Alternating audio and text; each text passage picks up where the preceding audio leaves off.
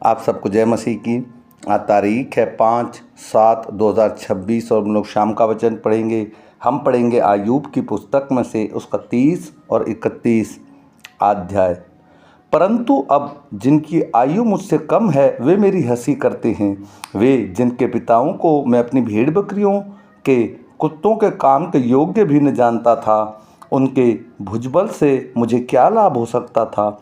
उनका पौरुष तो जाता रहा, वे दरिद्रता और काल के मारे दुबले पड़े हुए हैं। वे अंधेरे और सुनसान स्थानों में सूखी धूल फाँकते हैं। वे झाड़ी के आसपास क्या लोनियाँ साग तोड़ लेते और झाऊ की जड़ें खाते हैं। वे मनुष्यों के बीच में से निकल जाते, उनके पीछे ऐसी पुकार होती है जैसे चोर के पीछे। डरावने नालों में, भूमि के बिलों में और चट्टानों में उन्हें रहना पड़ता है। वे झाड़ियों के बीच रेंकते और बिच्छू पौधों के नीचे इकट्ठे पड़े रहते हैं। वे मूंढों और नीच लोगों के वंश हैं जो मारे मारे इस देश के निकाले गए थे। ऐसे ही लोग अब मुझ पर लगते गीत गाते और मुझ पर ताना मारते हैं। वे मुझसे घिन खाकर दूर रहते या मेरे मुंह पर थूकने से भी नहीं डरते। परमेश्वर ने मुझे शक्तिहीन और तुच्छ बना दिया है, इसलिए वे मेरे सामने मुंह में लगाम नहीं रखते। मेरे दाहिनी ओर बाजारू लोग उठ खड़े होते हैं। वे मेरे पांव सिरका देते हैं और मेरे नाश के लिए अपने उपाय बांधते हैं। जिनके कोई सहायक नहीं, वे भी मेरे रास्तों को बिगाड़ते और मेरी विपत्ति को बढ़ाते हैं। मानो बड़े नोक से घुसकर वे आ पड़ते हैं और उजाड़ के बीच में होकर मुझ पर धावा करते हैं। मुझ में घबराहट छा गई है और मेरा रईसपन मानो वायु से उड़ाया गया है और मेरा कुशल बादल के समान जाता रहा। अब मैं शोक सागर में डूब जाता हूँ। दुख के दिनों ने मुझे जकड़ लिया है। रात को मेरी हड्डियाँ मेरे अंदर छिद जाती हैं और मेरी नसों में चैन नहीं पड़ता। मेरी बीमारी की बहुतायत से मेरे वस्त्र का रूप बदल गया है। वह मेरे कुत्ते के गले के सामने मुझसे लिपटी हुई है। परमेश्वर ने मुझको कीच में फेंक दिया है और मिट्टी और राख के तुल्य हो गया हूँ। मैं तेरी दुहाई देता हूँ परंतु तू नहीं सुनता। मैं खड़ा होता हूँ परंतु तू मेरी ओर घूरने लगता है। तू बदलकर मुझ पर कठोर हो गया है और अपने बलिहाथ से मुझे सताता है। तू मुझे वायु पर सवार करके उड़ाता है और आंधी पानी से मुझे गला देता है। हाँ, मुझे निश्चय है कि तू मुझे मृत्यु के वश में कर देगा और उस घर में पहुँचाएगा जो सब जाति प्राणियों के लिए ठहराया गया है। तो भी क्या कोई गिरते समय हाथ न बढ़ाएगा और क्या कोई विपत्ति के समय दुहाई न देगा। क्या मैं उनके लिए रोता नहीं था जिनके दुर्दन आते थे। मैं दरिद्र जन के कारण मैं प्राण में दुखित ना होता था। जब मैं कुशल का मार्ग जोता था तब विपत्ति आ पड़ी और जब मैं उजियाले की आशा लगाए था तब अंधेर छा गया। मेरी आंतड़ियाँ निरंतर उबलती रहती हैं, मैं आराम नहीं पाती। मेरे दुख के दिन आ गए हैं। मैं शोक का पहरावा पहने हुए मानो बिना सूर्य की गर्मी के काला हो गया हूँ। मैं सभा में खड़ा होकर सहायता के लिए दुहाई देता हूँ। मैं गीदड़ों का भाई और शतरमुर्ग का संगी हो गया हूँ। मेरा चमड़ा काला होकर मुझ पर से गिरता जाता है और ताप के मारे मेरी हड्डियाँ जल गई हैं। इस कारण मेरी वीणा से विलाप और मेरी बांसुरी से रोने की ध्वनि निकलती है। मैंने अपनी आँखों के साथ वाचा बांधी है, फिर मैं किसी कुंवारी पर कैसे आँखें लगाऊंगा। क्योंकि परमेश्वर स्वर्ग से कौन सा भाग और सर्वशक्तिमान ऊपर से कौन सी संपत्ति बांटता है।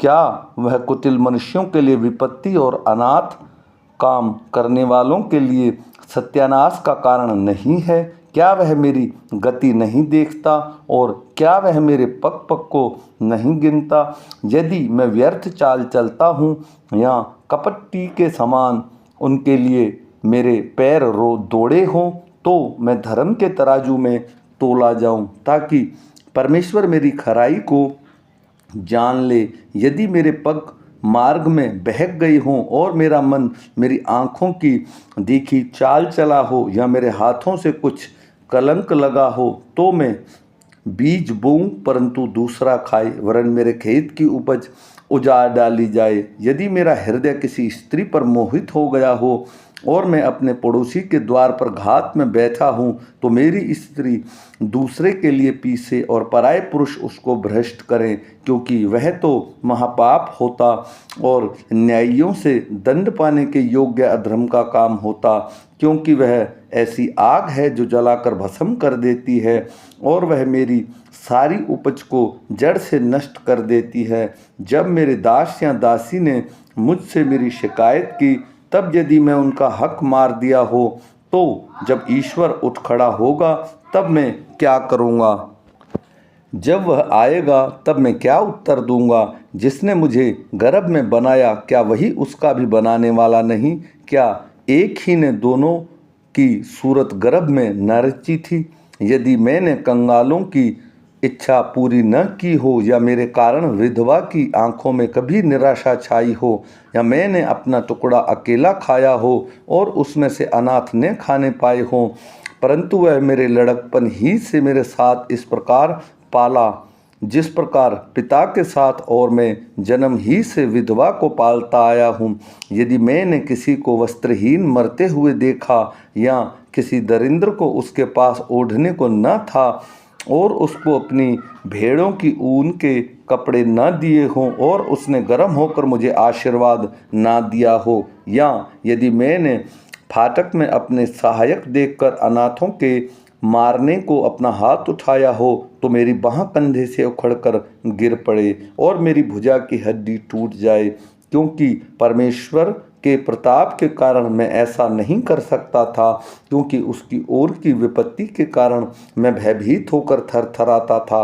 यदि मैंने सोने पर भरोसा किया होता, या कुंदन को अपना आसरा कहा होता, या अपने बहुत से धन और अपनी बड़ी कमाई के कारण आनंद किया होता, या सूर्य को चमकते या चंद्रमा को शोभायमान से चलते हुए देखकर मैं मन ही मन मोहित हो गया होता और अपने मुंह से अपना हाथ चूम लिया होता, तो यह भी न्यायियों से दंड पाने के योग्य अधर्म का काम होता, क्योंकि ऐसा करके मैंने सर्वश्रेष्ठ परमेश्वर का इनकार किया होता। यदि मैं अपने बैरी के नाश से आनंदित होता, या जब उस पर विपत्ति पड़ी तब उस पर हंसा होता, परंतु मैंने तो उसको शाप देते हुए और ना उसको प्राणदंड की प्रार्थना करते हुए अपने मुंह से पाप किया है। यदि मेरे डेरे के रहने वालों ने यह न कहा होता, ऐसा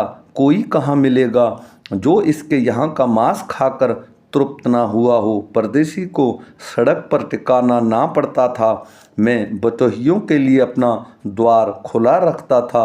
यदि मैंने आदम के समान अपना अपराध छिपाकर अपने अधर्म को ढांप लिया हो, इस कारण कि मैं बड़ी भीड़ से भय खाता था, या कुलीनों की घृणा से डर गया, यहाँ तक कि मैं द्वार से बाहर ना निकला, भला होता कि मेरी कोई सुनने वाला होता। सर्वशक्तिमान अभी मेरा न्याय चुकाए, देखो मेरे दस्तखत यही हैं। भला होता कि जो शिकायतनामा मेरी दुहाई ने लिखा है वह मेरे पास होता, निश्चय मैं उसको अपने कंधे पर उठाए फिरता और सुंदर पगड़ी जानकर अपने सिर पर बांधे रखता। मैं उसको अपने पग पग का हिसाब देता, मैं उसको निकट प्रधान के समान निडर जाता। यदि मेरी भूमि मेरे विरुद्ध दुहाई देती हो और उसकी रेघाइयाँ मिलाकर रोती हों, यदि मैंने अपनी भूमि की उपज बिना मजदूरी खाई या उसके मालिक का प्राण लिया हो, तो गेहूं के बदले झड़बेरी और जौ के बदले जंगली घास उगे। आमीन।